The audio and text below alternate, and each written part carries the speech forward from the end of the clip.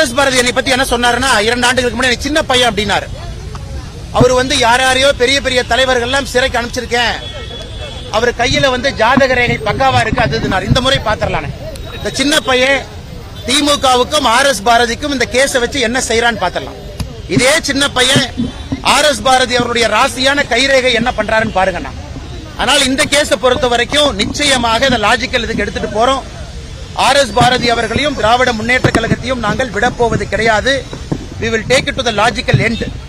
ஏன்னா இது பண்ணாதனாலதான் யாரும் எல்லாம் ஒதுங்கி போறதுனாலதான் பிஏ படிச்சவங்க நாயி, யாராச்சும் நீதிபதியா இருந்தா நாங்க போட்ட பிச்சை, லாயரா இருந்தா நாங்க போட்ட பிச்சை, யாருமே அவர் எதுவும் செய்யாதனால பயத்தினால ஒதுங்கி போறனால அந்த பேச்சு ஆணவத்தை தாண்டி கர்வத்தை தாண்டி அட்டூழியத்தை நோக்கி போய் கொண்டிருக்கிறது.